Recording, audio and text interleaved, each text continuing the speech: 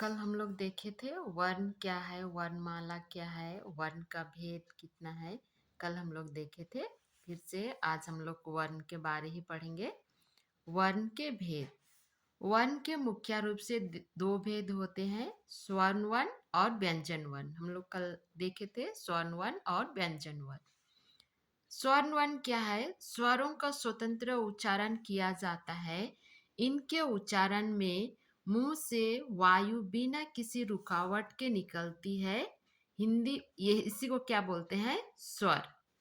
स्वरों का स्वतंत्र उच्चारण होता है। इनके उच्चारण में मुंह से जब हवा निकलती है, क्या होता है? बिना किसी रुकावट के निकलती है वो। और हिंदी भाषा में क्या है? ये स्वर गहरा है होते हैं। इन्हें दो तरह से लिखा जाता है। पहला है अपने मूल रूप में, जैसे आई, भाई, आएगा, बनाइए। ये अपने मूल रूप में। मूल रूप मतलब जैसे आई लिखेंगे तो ये आई।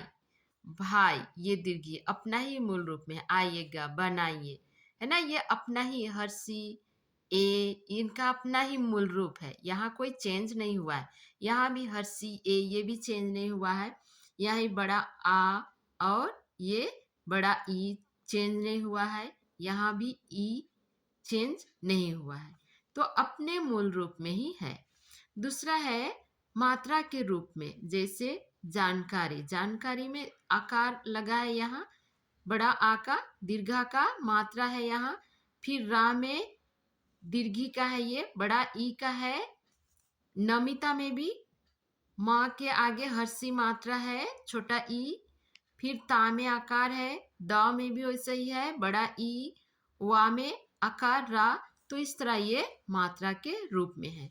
और पहला है अपने मूल रूप में है। आई, भाई, आइएगा, बनाइए, ये अपने मूल रूप में है। तो स्वर दो तरह से लिखा जाता है, अपने मूल रूप में और मात्रा के रूप में। अब आगे देखेंगे स्वर के भेद। स्वर के तीन भेद किए जा सकते हैं। ये है ह्रस्व स्वर, दीर्घ स्वर और प्लुत स्वर। ह्रस्व स्वर है, इनके उच्चारण में सबसे कम समय लगता है। ये चार होते हैं।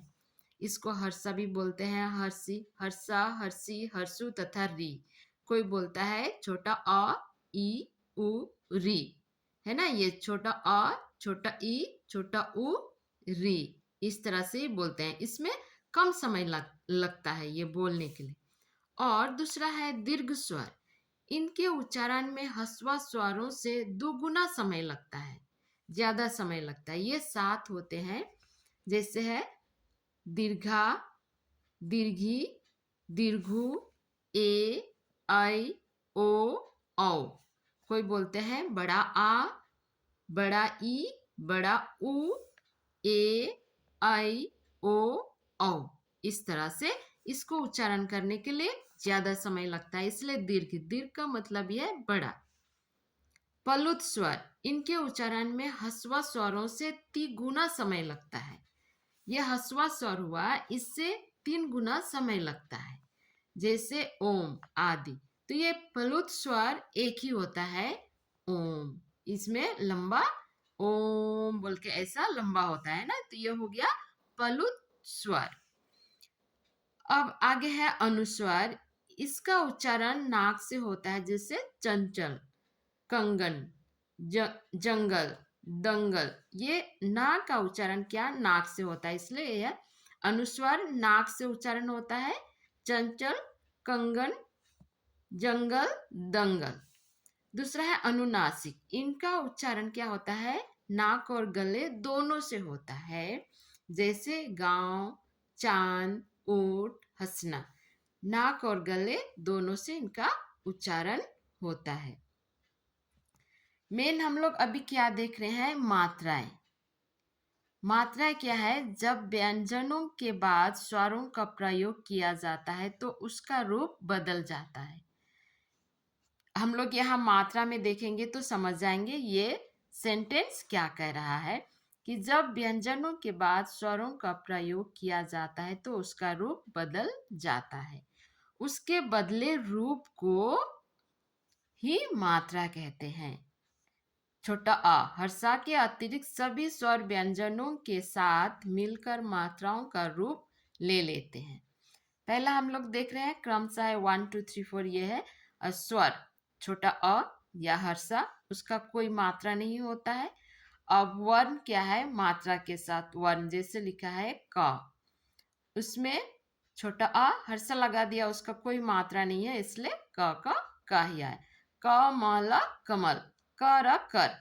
तो ये जो हुआ है प्रयोग यहाँ ये जैसे यहाँ पर अपने मूल रूप में ये अमरुद द अमरुद अगर अगरबत्ती ना ये छोटा अ ये है अपने मूल रूप में ही आया है और प्रयोग में करने से कमल कमल इसमें कोई मात्रा नहीं है। ये क्या मात्रा के रूप में हम लोग जो यहाँ देखे मात्रा के रूप में। अब दूसरा है बड़ा आ दीर्घ का ये आकार है मात्रा का धन इसको धन बोलते हैं का धन बड़ा आ का हुआ ये आएगा मुंह से आवाज निकलेगा यार ये गले से निकलता है और ये मुंह से आता है। का में आकर ला में आकर काला का पा अड़ा अकर कपड़ा और ये अपने मूल रूप में आया दीर्घा माँ आम दीर्घा गा आग। अब वैसे ही छोटा ई का हर्षी का इस तरह से मात्रा है माँ धन हर्षी उसके बाद में मी ये भी आ गया गला से आएगा ये मी मिठाई मिठास ये अपने मूल रूप में है इमली इत्र। दूसरा है दीर्घी का इस तरह से जाएगा दीर्घी मात्रा सा और उसके नीचे ऐसा तो दिया हुआ है का में भी दिया हुआ है इस तरह से नीचे दिया हुआ है ये है हलंत बोलते हैं इसको। सा के नीचे है माँ के नीचे है का के नीचे है ये है हलंत का मतलब है इसके साथ स्वर्ण नहीं मिला है स्वर्ण को जब मिलाएंगे तो उसके बाद में इस तरह का ये हलंत नहीं दिखाई देता है।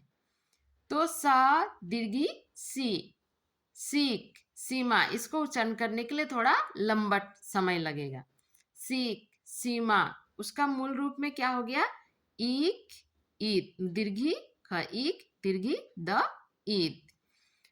हर्षु मात्रा का यह हर्षु का हलंत है यह धन हर्षु मात्रा का में हर्षु कुल्ली कुम्हार ये अपने मूल रूप में उल्लू उपदेश।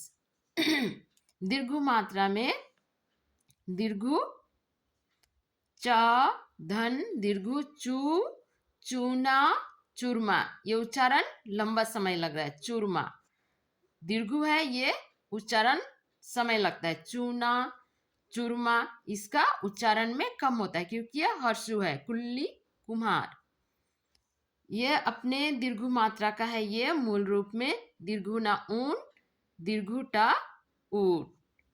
उसके बाद में है री का यहाँ री का ये है मात्रा का धन री क्री हो गया ये कृषि कृषण मूल रूप में ऋषि री का ऋण। उसके बाद में है ए का ऐसा चुंदी जैसा है मात्रा ये ठ धन ए ठे ठेला ठेस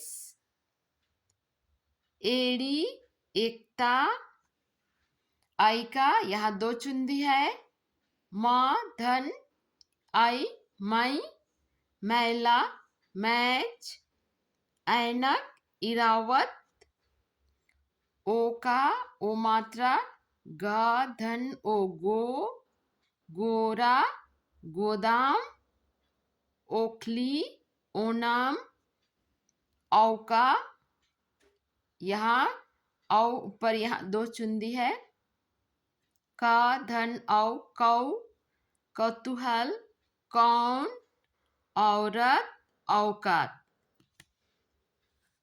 ये